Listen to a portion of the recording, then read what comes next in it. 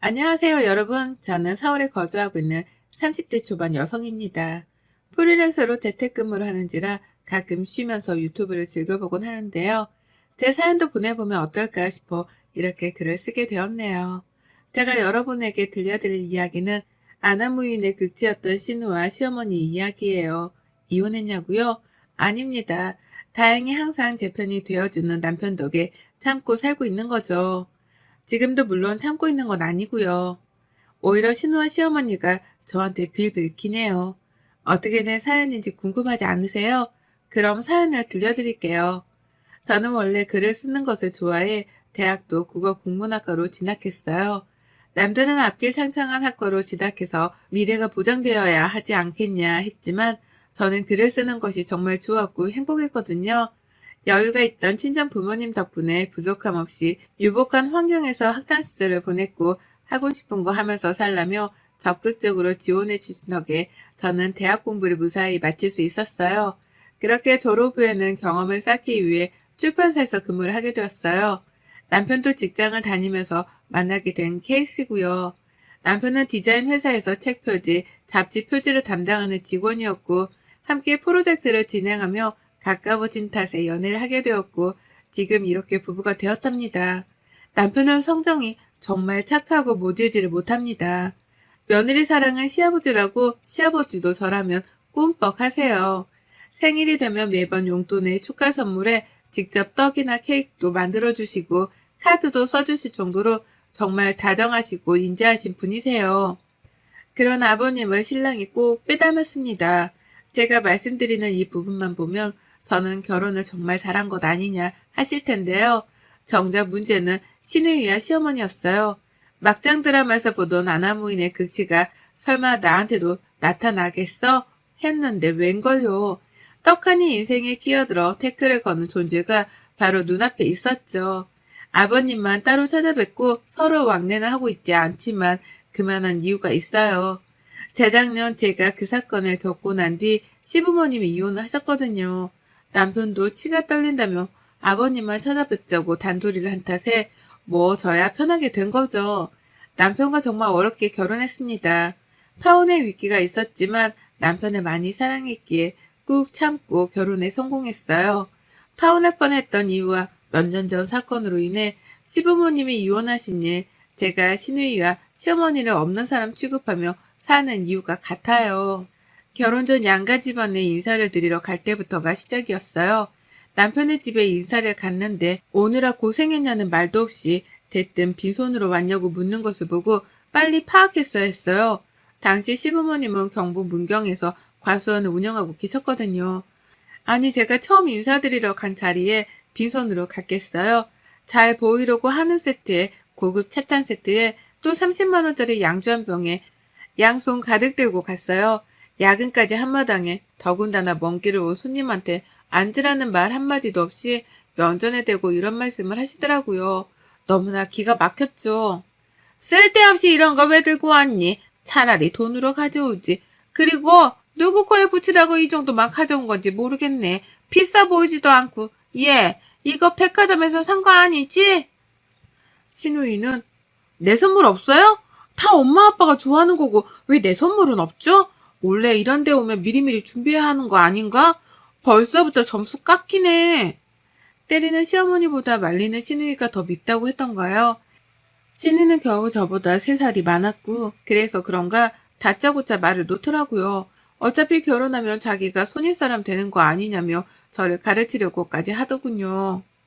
처음 뵙는 자리에서 큰 소리가 나게 할 수는 없기에 남편을 쳐다보며 이 악물고 참았어요. 그렇게 서울로 돌아오는 차 안에서 남편과 크게 다투었어요.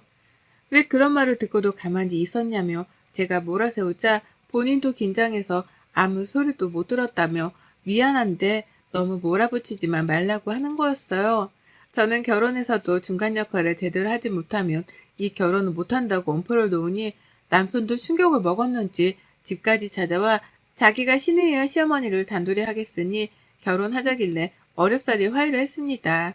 그렇게 시간이 흘러 상견례 하는 날이 다가왔고 서로가 긴장한 채 약속한 한정식 식당에 들어섰고 적막감도 잠시 시댁에서 먼저 이야기를 꺼냈어요. 금전적인 여유가 있으시다고 들었어요. 세아가 통해서 들은 건 아닙니다만 어쩌다 보니. 결론만 말씀드리자면 결혼 자금으로 얼마 정도 생각하고 있으세요? 저희 귀한 아들 데려가는 것도 모자라 이 정도 조건이면 괜찮은 것 같은데. 이런 말씀을 아무렇지 않게 하시는 겁니다. 그리고 결혼하면 부모님이 선물로 아파트 한 채를 마련해 주신다고 했어요. 원래 제 몫으로 주려던 유산이 있고 결혼하는 김에 넘겨주신다고 하셨죠. 그래서 신혼집 문제는 해결된 줄 알았어요. 그런데 시어머니께서 아무리 그래도 혼수는 여자가 하는 거라며 훈수를 두시는 겁니다. 신우이까지 합세에 따지는 꼴이 가관이더라고요.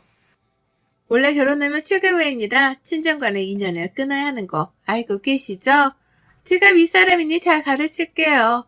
그리고 혼수도 엄마가 말을 안 해서 그렇지 원래 여자가 해오는 거랍니다. 집이야 그쪽에서 먼저 해주신다고 했으니 이왕 하는 김에 혼수도 하세요. 이딴 말을 짓거리는데 피가 거꾸로 솟는 기분이 이런 거구나 싶었어요. 초면에 더군다나 상견례 장소에서 본인이 나서서 저렇게 말할 이유는 없잖아요. 상견례 내내 저는 불편함과 분노가 같이 몰려오더라고요. 그래도 친정 부모님은 제가 기죽을까봐 시어머니께 정성껏 답변을 해드렸어요. 결국 상견례가 끝나고 저는 남편과 크게 다투게 되었고 서로 생각할 시간을 갖기로 하고 2달여의 시간이 지났나 남편이 결혼해서 시누이와 시어머니를 정말 철저하게 단돌이 할 테니 파혼을 하지 말자고 이야기했어요. 저도 아직 남편을 많이 사랑하고 있던 터라 남편과 화해를 했죠. 그냥 화해한 것도 아니에요. 결혼 후에도 한 번만 더 이런 일이 생기면 바로 이혼이라고 엄포를 놓았죠. 저도 사람인지라 3번 이상은 못 참는다면서요. 그렇게 결혼하고 신혼집에서 알콩달콩 신혼의 재미를 만끽하던 중이었습니다. 솔직히 신혼부부 아니더라도 남의 집을 방문할 땐 기본적으로 노크를 해야 하지 않나요? 대낮에 배를 너무 울리길래 도대체 누굴까 하고 보니 근처에 살던 시누이가 찾아온 거였어요. 나름대로 장을 봐왔는데 오늘 밥하기가 귀찮다며 건너편 사는 저보고 저녁을 차려달라는 겁니다. 문제는 시누이뿐만 아니라 시어머니까지 합세했다는 거였죠. 신혼을 즐기지도 못하고 소중한 아기 천사가 찾아왔어요. 앞으로 태어날 아기와 함께한 행복한 미래만 생각하기로 했는데 그게 절대 안 되더라고요. 임신한 상태임에도 불구하고 시도 때도 없이 커피 달라 밥 달라 제가 무슨 식모 취급을 받는 것 같이 기분이 나쁘더라고요. 오케이, 내가 나서서 미리 우리 집안에 대해 알려주는 거야. 고맙게 생각해. 어디 가서 이런 신우이도 없다? 남의 온갖 생색은 다 내고 정말 절 머슴처럼 부리더군요. 제 성격대로라면 당장이라도 뒤집어 엎고 한 소리 했을 텐데 어쩌겠나요? 뱃속에 아이도 있고 남편 얼굴을 봐서라도 참고 살아야죠. 한 번은 과로로 인해 복통으로 병원에 입원을 했던 적이 있는데 시누이와 시어머니가 찔렸는지 그땐 저한테 괜찮냐고 말을 한마디씩 하더라고요. 임신 초기였던 데다가 스트레스를 받아 몸에서 문제가 발생한 거라며 아이를 위해서라도 긍정적으로 생각하고 행동하라더라고요. 제가 퇴원 후 남편은 시댁으로 가서 한바탕 뒤집어 엎고 왔다고 해요. 자칫하면 아이가 위험에 빠질 수 있었던 순간이어서 이성의 끈을 놓아버리고 시댁에 가서 제발 저한테 아는 척 좀 하지 말라며 소리를 치고 왔다고. 그래서 그런지 더 이상은 연락이 오지 않더라고요. 그렇게 10개월 정도가 흘러 전 건강한 남자아이를 출산했고 신우와 시어머니는 아이가 태어난 지 얼마 되지 않아서인지 남편이 미리 단도리를 한 탓인지 조용했습니다. 늘 하던 참견도 안 하고 오죽하면 제가 다 불어날 정도였다니까요. 하지만 그런 생각도 잠시였죠. 아이를 낳고 병실에 시누이와 시어머니가 와서 했던 말이 괜찮냐 고생했다 이 말이 아닌 병원비가 얼마나 나왔냐 옛날에는 조리원도 없었다며 집으로 가서 조리를 하라는 겁니다. 병원 침대에 어렵사리 걸터 앉아 있는데 시누이는 집안 어른들이 오면 좋은 자리를 내줘야 해 라며 저를 굳이 바닥에 앉히고 침대에 걸터 앉더라고요. 아이 엄마들은 아시잖아요. 자연뿐만이어도 회음부 봉합하는 수술을 받았기 때문에 안고 일어서는 것도 굉장히 힘들다는 걸요.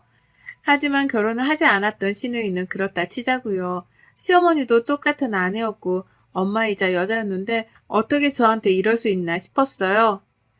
너도 출가회인인지라 아이까지 낳았으니 이제는 온전한 우리 집안 사람이 되거라.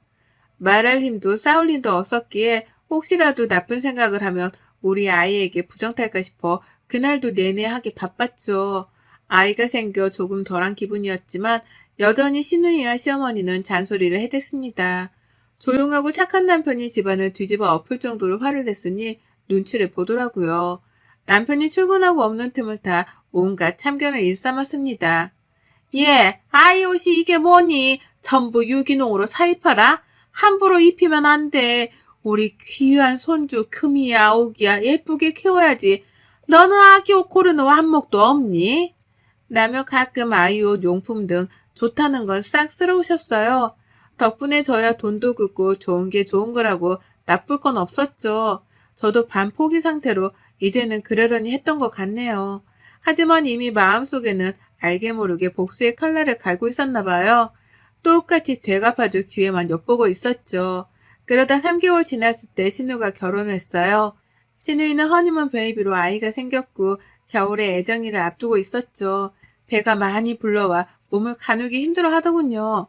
저는 신우이에게 미안하지만 나름의 복수를 할 때가 바로 지금부터구나 생각했죠.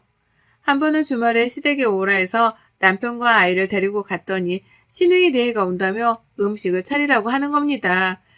처음 인사 오는 자리도 아니고 지나가다가 들렸다며 대단한 음식 차리지 않아도 된다고 있는 것만 달라며 생색을 내는 거예요.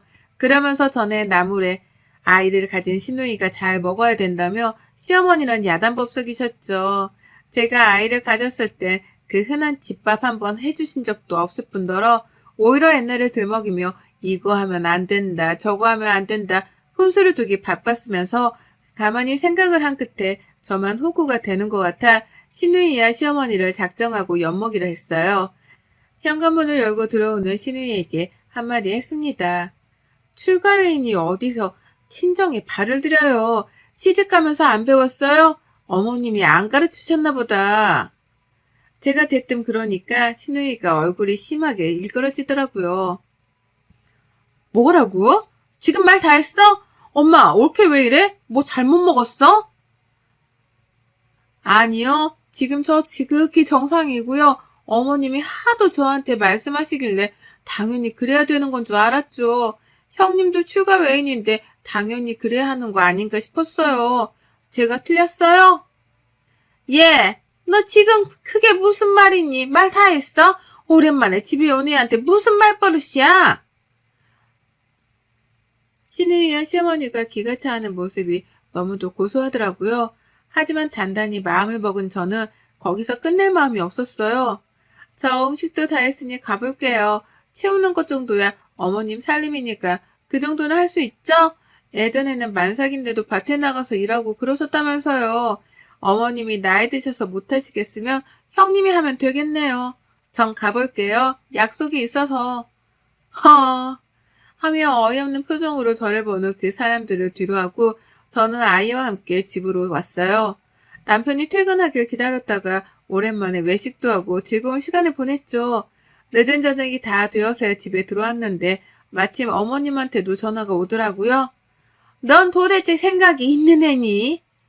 임신한 애 앞에서 꼭 그러고 싶어? 걔는 내 딸이잖니. 넌 며느리고.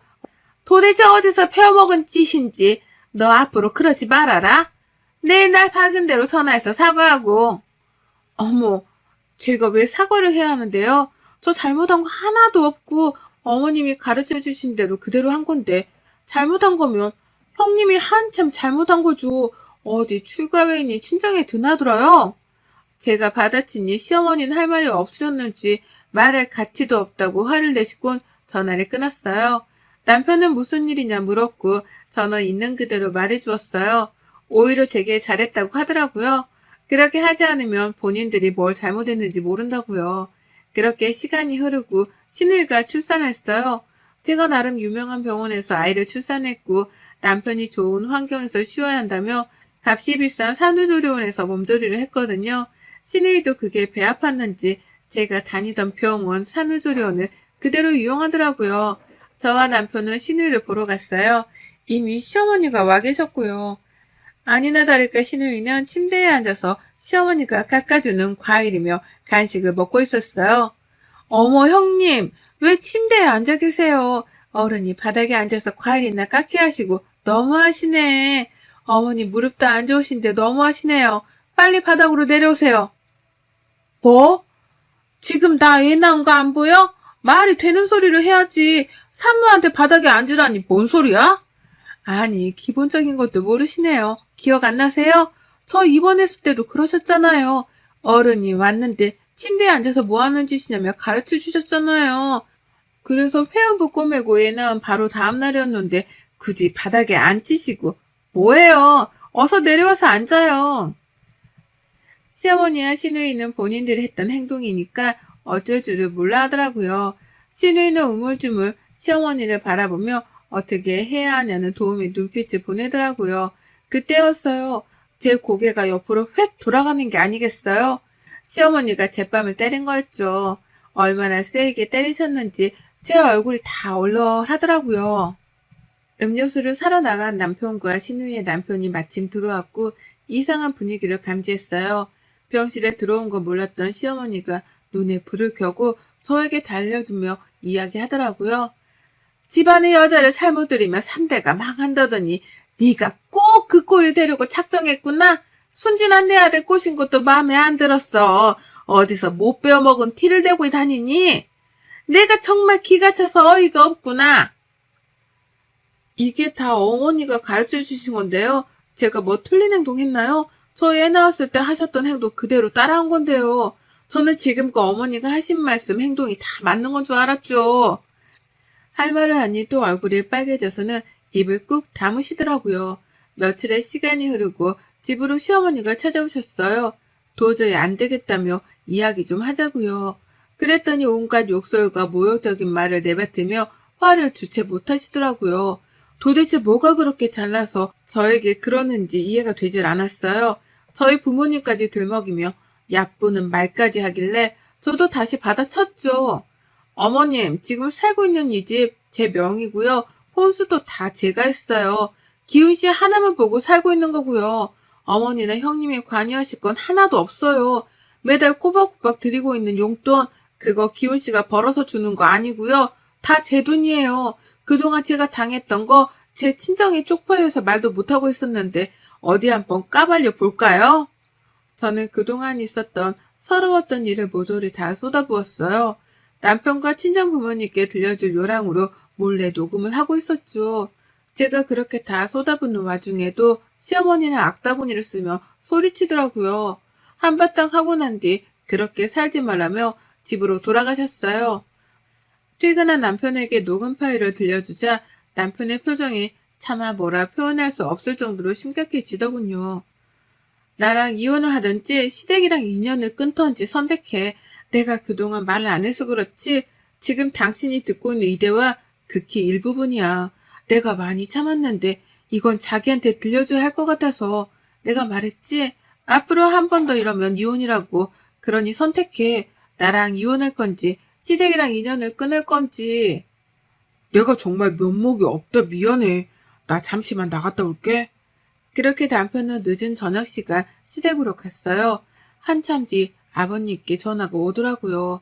그동안 저를 방치해둬서 미안하다며 자기 잘못도 크다고 앞으로 오지 말라고 하더라고요. 남편에게 준 녹음 파일을 들으셨다면서 앞으로 시댁은 없다 생각하라더군요. 아버님도 어머님에 대한 실망이 크셨는지 시어머님께 이혼을 통보하셨어요. 저는 아버님을 저희 집으로 모셨습니다. 아버님은 죄가 없는데 괜히 저 때문에 그러는 것 같아 마음이 아팠거든요. 아버님은 저에게 계속 사과하셨고 용서해달라고 하셨어요. 남편도 더 이상 시어머니와 시누이가 연락할 일은 없을 거라며 자신이 절 살피지 못한 죄가 크다며 원하는 대로 해주겠다고 했고요. 그렇게 시댁과 인연을 끊게 되었어요. 별 다른 일을 하지 않았던 시어머니는 용돈도 끊기고 아버님마저 집을 나가시게 되니 충격이 크셨는지 매일같이 찾아와 잘못했다며 용서를 비셨는데 그건 저한테 하는 게 아닌 아버님께 하는 거였어요. 뒤로는 저에게 따로 전화를 해 못된 년, 배은망덕한 년 하며 욕짓거리를 하셨거든요. 아버님은 결국 시어머니와 이혼 절차를 밟으셨고, 그래도 거지같이 살지 말라며 집은 냅두고 모든 재산을 정리하고 저희와 같이 살게 되었어요. 아버님이 마침 정년퇴직을 하신 터라 자신이 아이를 봐주겠다며 선뜻 나서시더라고요. 그동안 고생했다며 적극적으로 지원할 테니 하고 싶은 일도 마음대로 하며 살라고 하시더라고요. 말씀만으로도 정말 감사했죠. 아버님이 아이를 케어해 주시는 덕분에 저는 수월하게 일을 할 수 있었어요. 아버님이 나서시니 자연스레 남편도 저를 도와주었고 그동안 미안했다며 사과도 했고요. 저는 제 마음을 알아준 것만으로도 다행이라며 앞으로 더 잘 살면 된다고 이야기했어요. 아이를 어린이집에 보내고 남는 시간에는 아버님과 쇼핑도 하고 카페 데이트도 했답니다.